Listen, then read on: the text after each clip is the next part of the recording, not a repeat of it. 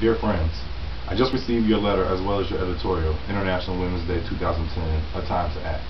I want your readers to know that I am constantly struggling with prisoners about the importance of the liberation of women as part of the emancipation of all humanity, which is not easy by any stretch of the imagination, but still must and can be done. Men's prisons, as the one ex-prisoner pointed out to you, are heavily pornified, directly and indirectly. As most of you know by now, I have been state raised by cold steel and concrete since I was 13 years old. I'm 31 now. I can remember when I first entered juvenile prison, some of the officers would bring in porn movies for us to watch depending on how we behaved. If we were really good, which I never was according to their standards, the institution would bring us a busload of girls from the female institution to organize dances.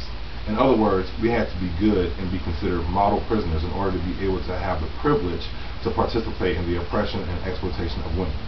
I can't help but to look back and cringe at what was being promoted and the damage that this caused to all girls as well as boys that were involved, especially given the reality that most of us came from homes where we had to watch our mothers and sisters being abused by the man or men of the house. As I graduated to the big house, where I now languish away, the pornification, oppression, and exploitation of women takes on a whole other dimension. It is more in your face and promoted in all levels from all directions. Officials will ban the Revolution newspaper from coming into the facility, but will allow unlimited porn magazines and materials to enter.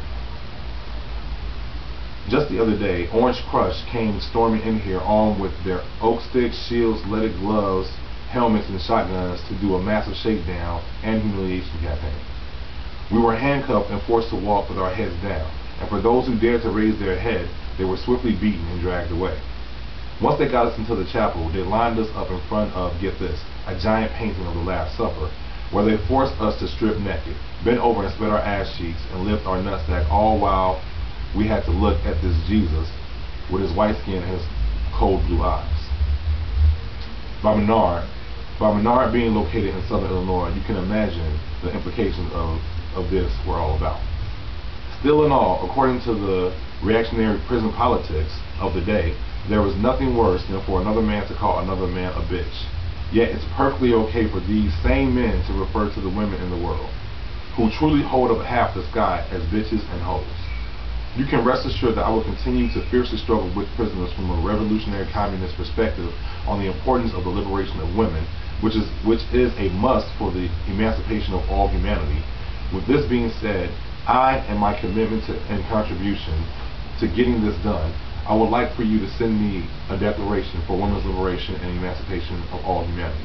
I would like to close up this letter with a quote from Bob Avakian's amazing and insightful book, A Way with All Gods.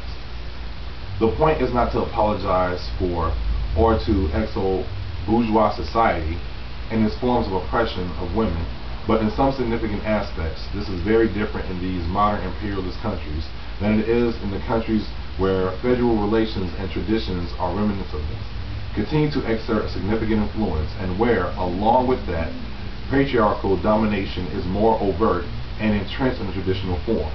That's important to emphasize in a traditional form. All this is very complex because, to a significant degree, the ways in which women are oppressed in this country, like France or the U.S., appears, especially to people coming from a traditionalist framework, involve an excess of freedom. Women are not regulated in all the same ways and not required to wear traditional clothing in the same way, nor act in the same modest manner. In reality, this freedom for women is part of the different way of oppression in its own way. There is pornography, soft or hardcore, everywhere you turn. Advertising, to a very great extent, is based in the use of the female body to sell commodities, and the female body itself is, in very extensive and very disregarding ways, treated as a commodity.